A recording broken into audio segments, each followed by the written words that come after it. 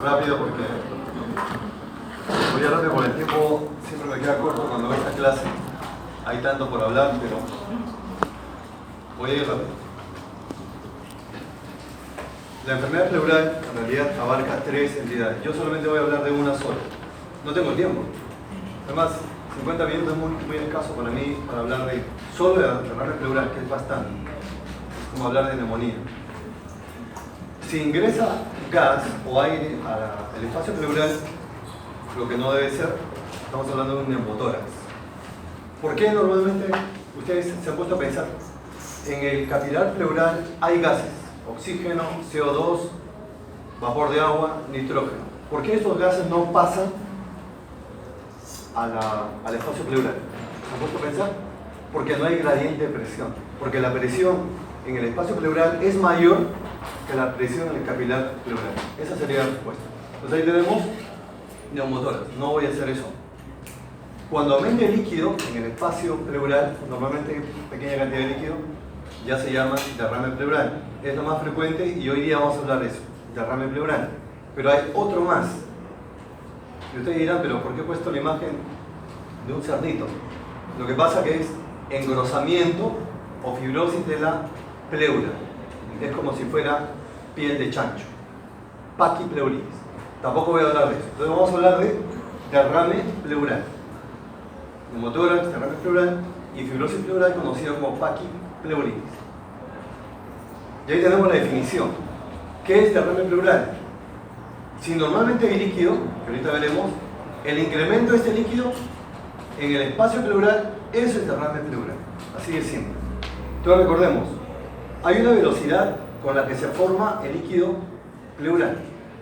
Es de 0,2 a 0,4 mililitros kilo hora. Así como hay una velocidad en la que se va formando hora tras hora el líquido, hay una velocidad con la que se va reabsorbiendo el líquido. 0,2 mililitros por kilo. De tal manera que una persona que pesa 70 kilos, el volumen promedio del líquido será 14 cc. O sea, ¿cuánto es el volumen? Depende del peso. Yo prefiero que digan por peso, porque hay grandes, pequeños, gruesos, delgados. Es 0,2 por kilo. Ese es el volumen normal, digamos. Y esto lo que vamos a hacer en la plaquita de tórax, que ya lo vamos a ver ahora en detalle. Avanzamos. Y avanzamos con este casito, empezamos. Es una mujer joven, puérpera, no sé si eso tendrá importancia o no.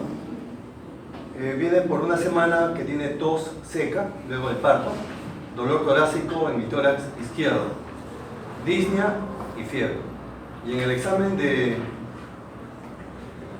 tórax que tenemos, vibraciones vocales y murmullo vesicular abolido, pero es en ambos hemitórax.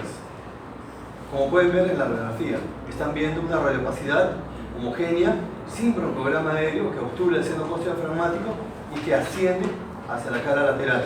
Es decir, tiene un derrame bilateral pequeño. Una mujer puérpera, tiene que ver, sí tiene que ver.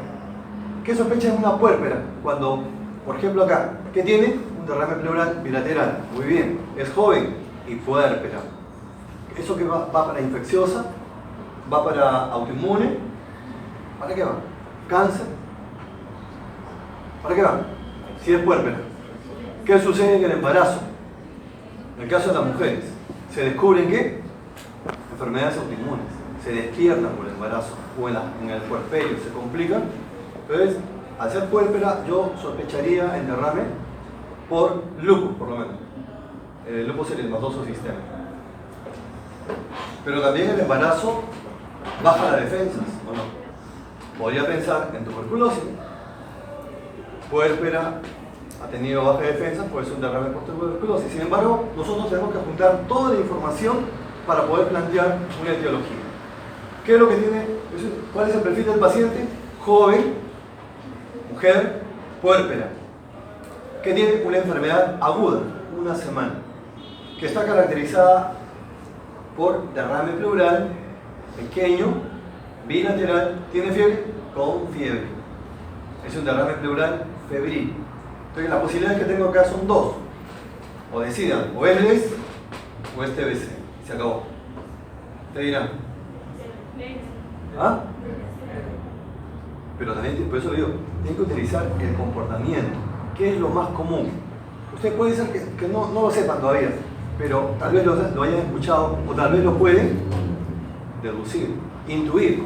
La medicina es intuición también, por si acaso.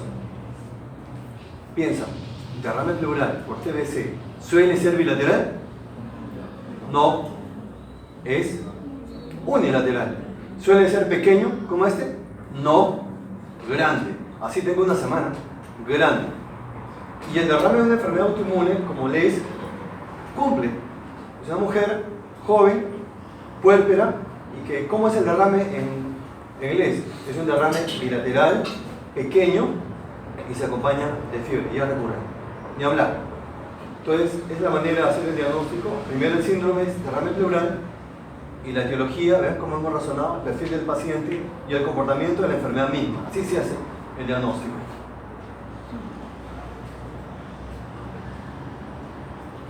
Así que, ¿cómo generalmente yo llego al diagnóstico de derrame? Quiero hacer un poquito de ya les pasé los libros, ustedes ya, depende de ustedes si es que lo utilizan o no. A mis alumnos por lo menos les hago revisar los temas de estos libros. Algoritmos, les he pasado algoritmos y les he pasado de examen físico en base a la evidencia. Acá, ¿cómo es que llega el paciente de emergencia, llega el paciente a consultorio? ¿Cómo es que cuando yo voy a plantear que tiene una síndrome pleural, derrame pleural? Y me voy a agarrar de ¿qué? De la disnea. La disnea va a ser el problema por el cual yo voy a hacer el diagnóstico de derrame pleural y hacer orientación diagnóstica. Ya hemos dicho, la disnea es orgánica o funcional. Un lado es verdadero y el otro no. Entonces, a ver, ¿quién me dice? Voy a hacer mover los textos. Orgánica. Funcional. Ustedes díganme. Funcional, ¿es la que se inicia con el esfuerzo o es la que se inicia en reposo? Claro. La que se inicia en reposo suele ser funcional. Y la que inicia con el esfuerzo, orgánica. Primera cuestión. Luego, voy a hacer acá un algoritmo, pero rapidito. Más que algoritmo es un esquema. Disnea. ¿Tiene broncoespasmo? Me pregunta. ¿Se le sirve el pecho, le rompe el pecho? ¿Cultos sibilantes, roncantes? Síndrome bronquial. ¿Es disnea con síndrome bronquial? Ya. Dos posibilidades. Intermitente. ¿Cuál es el diagnóstico? Varón, adolescente o mujer mayor de 20 años. Asma. Palabra clave, intermitente. Asma. Sin entrar en mucho detalle. Si es progresiva, va en aumento y tiene broncoespasmo. Y es progresivo y es un varón y es fumador y tiene más de 50 años. ¿Cuál es el diagnóstico? EPOC. Ahí tenemos EPOC. Y si tiene estridor, como el caso de una paciente que hemos visto en la mañana, al respirar suena como una cornetina, una bubucela. Entonces, eso indica que la obstrucción es alta. Y eso puede ser por epiglotitis en los niños, cáncer de laringe, justo la paciente tiene un tumor laríngeo. Sigo. Es disnea parenquimatosa. O sea, ¿a qué me estoy refiriendo? A fibrosis pulmonar. ¿Qué va a presentar? Disnea de esfuerzo, tos seca y los dedos en palillo de tambor, acropático. Este PIC suele presentarse en personas mayores de 45 años. Pero yo quiero que me diga, alguien de ustedes que me diga, y justo vi una pregunta en el examen de salud, muy buena pregunta, caso clínico, realmente son casos clínicos de media página. Los que van a postular de salud tienen que acostumbrarse a resolver casos clínicos de media página. Pero es fácil, marcar las palabras claves. Decían, una mujer al final con fibrosis pulmonar, pero tiene 30 años, ¿por qué? No puede ser, no fuma. ¿Qué buscarían de forma? 30 años, no fuma, no hay exposición a humo de leña. ¿Por qué tendría fibrosis pulmonar? Ah, y un dato adicional. Tiene Raynaud. Es una mujer joven con fenómeno de Raynaud. Al contacto con agua fría se le ponen morados los dedos. Ya está, diagnóstico, por favor. Semiología general. ¿Cuál es? ¿Cuál es el diagnóstico? debe tener una enfermedad de fondo que aún así siendo joven está produciendo fibrosis pulmonar. ¿Cuál es una fibrosis secundaria? ¿Cuál es? Si tiene Raynaud, esclerosis sistémica progresiva. Tiene que considerar todas las posibilidades dependiendo del perfil del paciente. Pero si no es parenquimatoso, sería entonces extra parenquimatoso. Inspiratorio. La disnea en el momento que inspira. Caja torácica. ¿Qué? Sifosis marcada, parálisis del nervio frénico. Y no toleran el estudio. La disnea está tanto en la inspiración como en la expiración. Músculo. Enfermedad neuromuscular. ¿Como qué? ¿Como cuál? Miastenia gravis. Polineuropatía. ¿Como cuál? Guillain-Barré, que estuvo de moda en mayo, junio. Y derrame pleural, lo que queremos. Entonces, el derrame pleural, ¿cómo yo voy a plantear en base a la disnea? Que es una disnea extraparenquimatosa, tanto en inspiración como expiración, y se acompaña de ¿qué? De dolor torácico pleurítico. Ni hablar, con eso no tienen ninguna dificultad para hacer el diagnóstico. Es sumamente fácil. Y estos tres son los síntomas cardinales de todo derrame pleural. Ya hemos hablado de dolor pleurítico. ¿Cómo es? Como si estuvieran hincando con una lanza tipo punzada y al momento de inspirar, estornudar, toser, le duele más. Ese punto de costado no existe, por si acaso. El dolor no es punto de costado. Duele donde está inflamada la pleura. Adelante, atrás o al costado. Este dolor pleurítico, ¿a dónde se irradia? Al abdomen. Le duele el abdomen. ¿Por qué? Porque hay un nervio que inerva la pleura parietal, la que tiene la sensación dolorosa, y que también se desplaza por el abdomen, anatomía. Inerva la pleura parietal y se desplaza por el abdomen, por eso le duele el abdomen. Si un paciente viene por dolor abdominal, ¿tengo que ocultar los pulmones o no? Son los intercostales. La tos, como dije el otro día, para que se produzca la tos, se tienen que estimular zonas tusígenas. ¿Cuáles son las zonas tusígenas acá? Que estimula todo derrame pleural. La misma pleura parietal y los bronquios pequeños. ¿No es que hay líquido? ¿El líquido comprime los bronquios pequeños o no? Sí. Eso va a producir tos seca. ¿Y la disnea? ¿Por qué? Lo que dijimos, es una disnea extraparenquimatosa restrictiva por efecto mecánico del ventilador.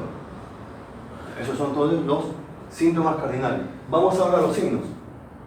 De acá, entonces, ¿de qué me ayudo acá? Me ayudo de la disnea con el dolor pleurítico.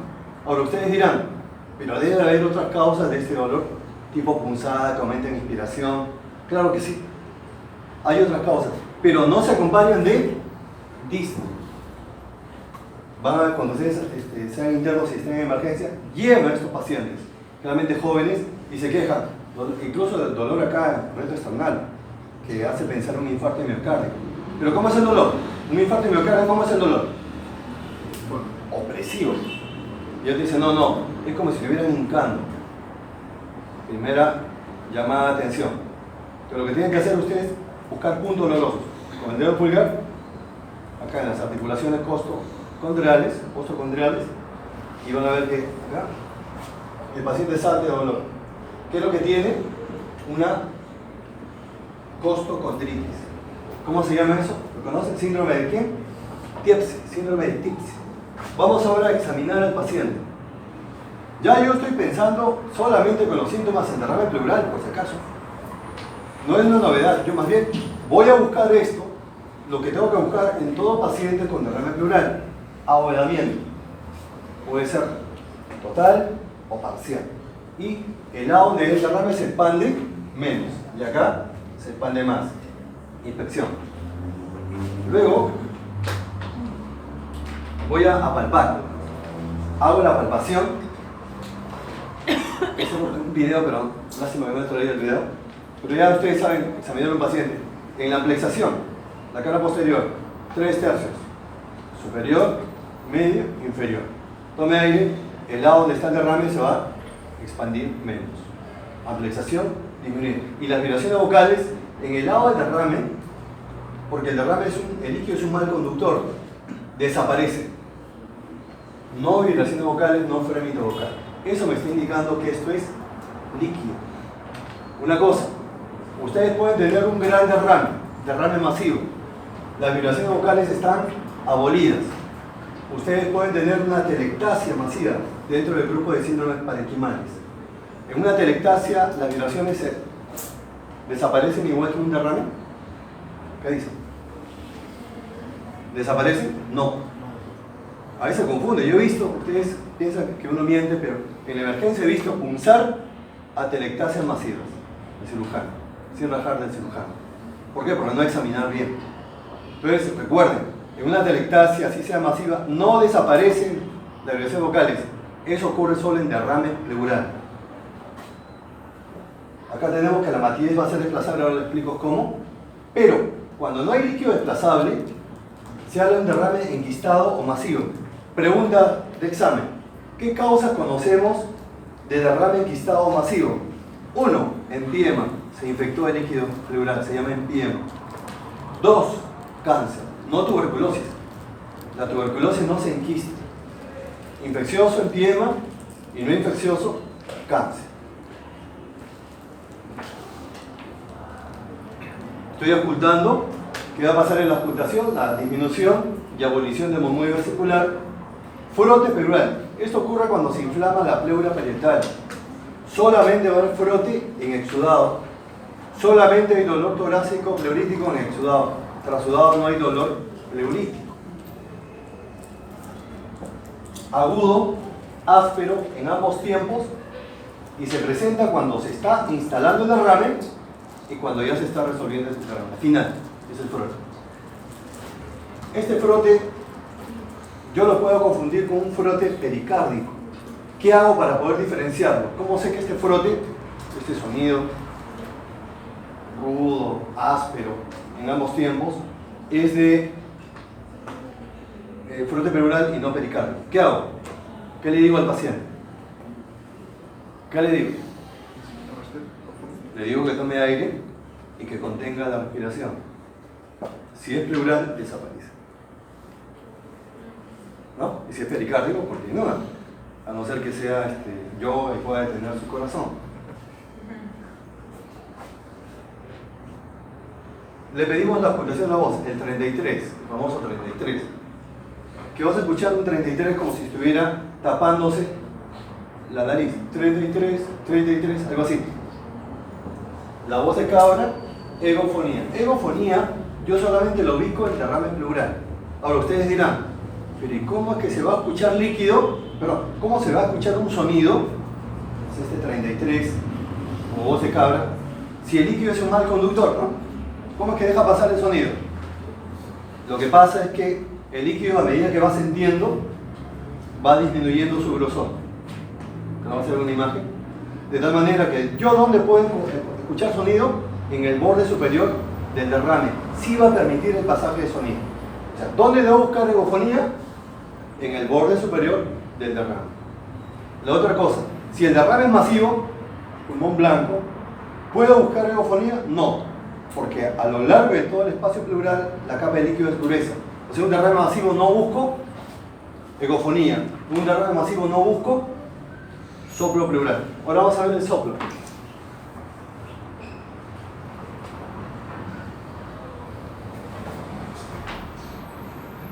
No se olviden de palpar la tráquea, porque un derrame desplaza hacia el lado contrario y al ocultar los focos cardíacos también están desplazados hacia el lado contrario. Es parte del examen.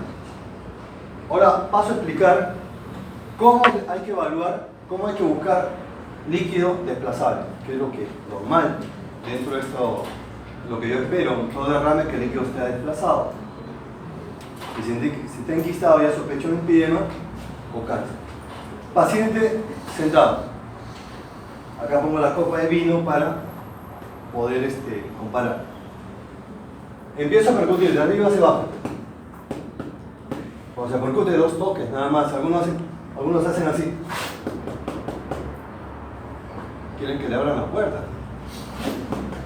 No, 2 nomás. Listo. Entonces, empieza a percutir, acá es sonoro, resonante y grave. Y acá, mate. Entonces acá marco. Le digo al paciente que voy a marcar. A veces vamos a la visita a examinar el paciente, está lleno de rayas de lapicero. Y le habrán dicho, vamos a marcarlo, no pueden jugar con el tórax de un paciente.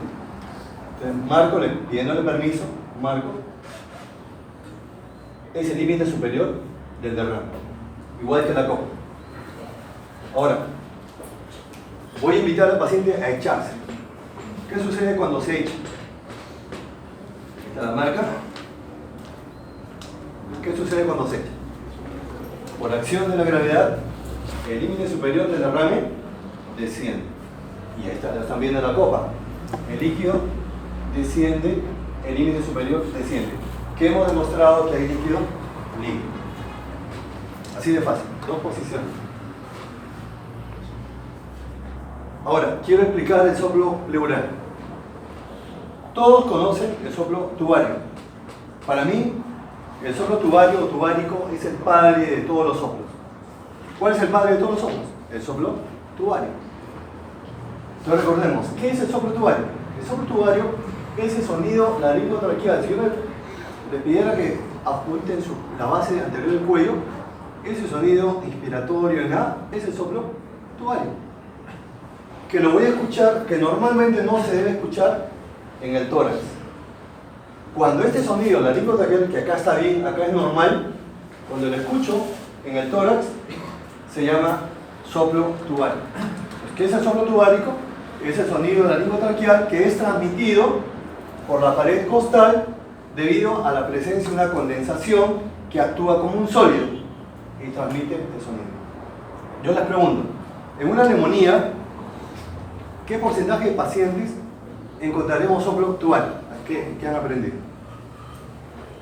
De 100 pacientes, ¿cuántos con neumonía? ¿En cuántos se oculta soplo tubario? Han hecho la clase de condensación. Y si no le dijeron, tienen que preguntar. Yo le estoy diciendo, ese es examen físico en base a la evidencia. Yo le diré, ¿cuánto es la sensibilidad? 30% nada más. Así que ustedes tienen suerte, van a ocultar un soplo tubario. A veces llegan internos residentes y nunca van a ocultar un soplo tubario. No es muy común. La onomatopea es un soplo en A, inspiratorio, o en A, E, O. Pero si no logran escuchar, ocúltense acá la base del cuello. Ese es el soplo tubario. Ahora, ¿cómo se forma el soplo pleural? El soplo pleural, dijimos, ahí está, miren, de color azul. De color azul, ¿cómo va ascendiendo? A medida que va ascendiendo el líquido, la capa va adelgazando. De tal manera que yo puedo escuchar sonido solo en el borde superior. Ese soplo que era en A, inspiratorio, ahora se convierte en E, expiratorio. Soplo pleural en E, expiratorio. ¿Pero y de dónde surge? ¿Qué dice el libro? El soplo pleural es un soplo tubario. Es un soplo tubárico modificado al pasar por una capa delgada de líquido. El que era en A, inspiratorio, se convierte en E, expiratorio. Pero ahora viene la cosa. ¿Cómo es posible que un derrame pleural, un derrame pleural se genere un soplo tubario? Eso es condensación. ¿Qué resulta? Que el líquido, a medida que va aumentando, va disminuyendo el volumen del segmento del lóbulo. Esa disminución del tamaño del pulmón se conoce como microatelectasia. Y esa microatelectasia va a actuar como una condensación. Es decir, la vamos a considerar como una pseudocondensación. Entonces, ¿cómo es que se origina el soplo tubario? Un derrame pleural se origina por la microatelectasia. Se transmite el sonido laringotraqueal en el borde superior del derrame, se transforma y se convierte en soplo pleural. Finalmente, ¿qué es el soplo pleural? Es un soplo tubario modificado al pasar por una capa delgada de líquido. Expiratorio en E, nada más. Yo creo que es simple entender. Un resumen de esta parte del camino. Inspección, ya saben, ahogamiento, disminución de la amplitud, el emitor a donde está el derrame. Palpación, vibraciones vocales disminuidas o molidas y la amplificación disminuida en el lado del derrame.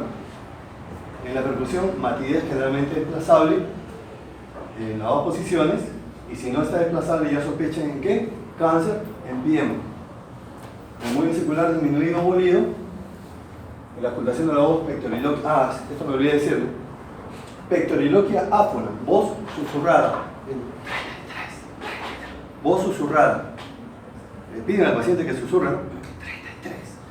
33. ¿Qué va a ocurrir? Cuando ustedes quieren diferenciar, esto podría ser un casito clínico que le podría hacer a ustedes. ¿Cómo puedo diferenciar lo que dijimos fibrosis pleural, paquipleuritis de derrame?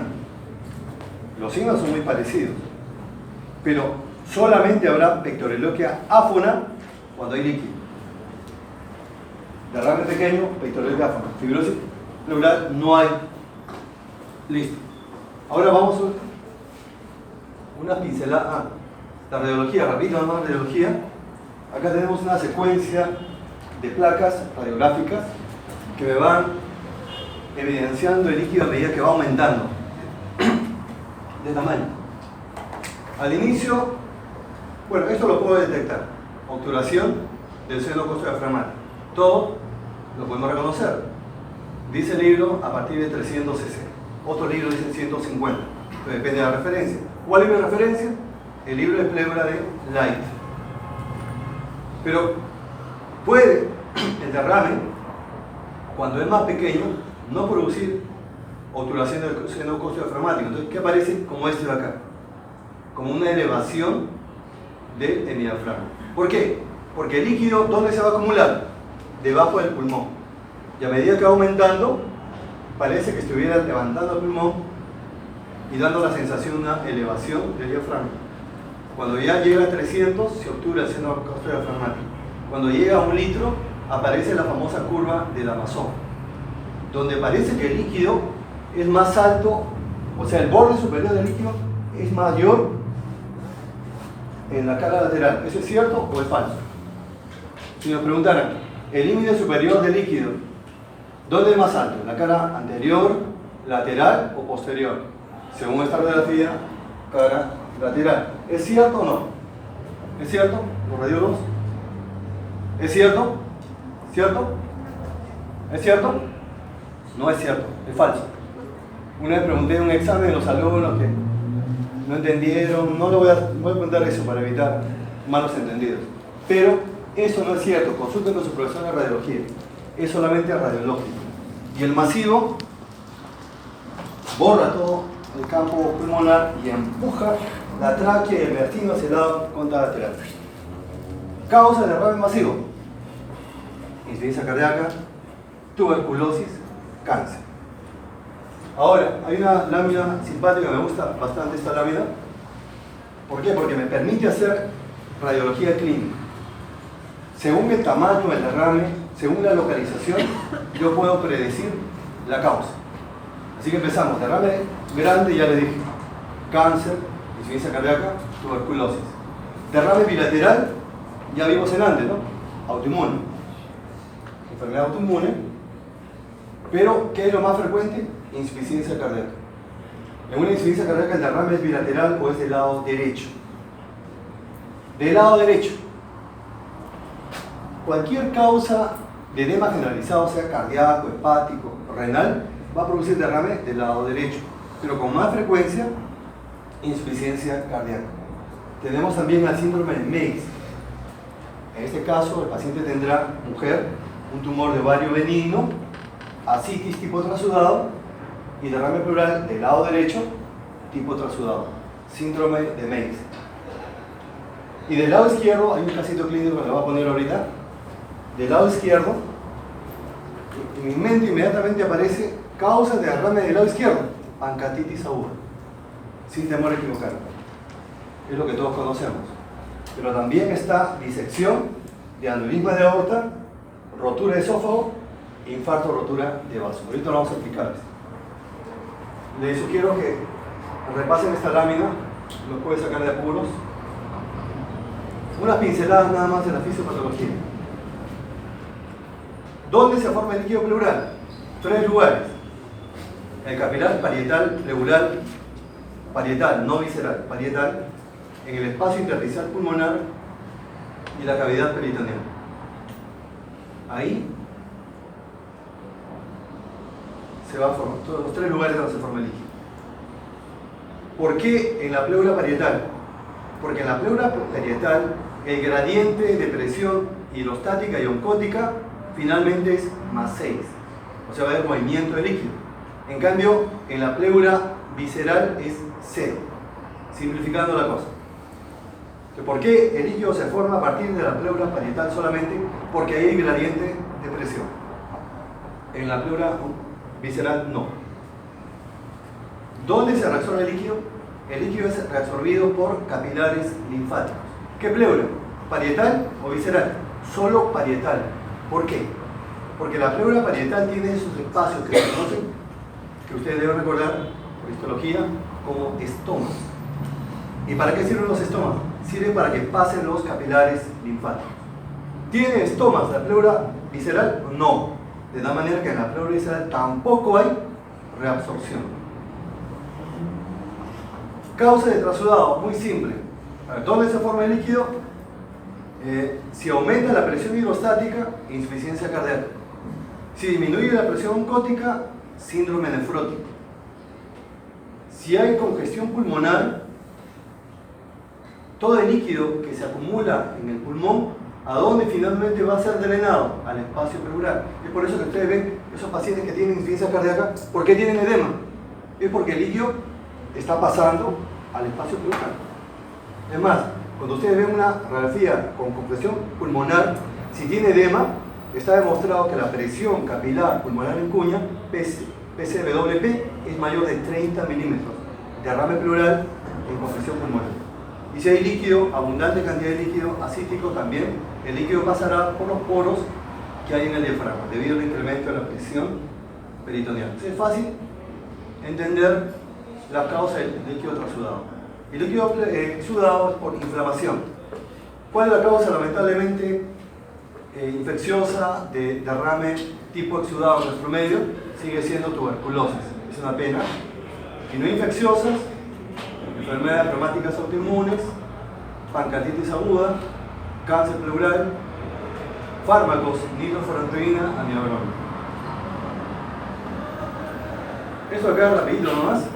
¿Cuándo hacer la toracocentesis? Como le dije, no hay que tener miedo a hacer la toracocentesis. Pueden salvar la vida de un paciente cuando tienen la motora, por ejemplo. Si es un exudado cuya causa no conozco, vamos a suponer, tiene LES y derrame pleural, ¿no va a punzar? No, porque yo sé que el derrame es exudado por LES. ¿Tiene pancreatitis? ¿Tiene derrame? ¿Lo voy a punzar? No, porque ya sé que es un exudado por pancreatitis. Entonces, ¿cuándo generalmente punzamos? Cuando sospechamos en qué? En tuberculosis o sospechamos en cáncer. Ahí punzamos.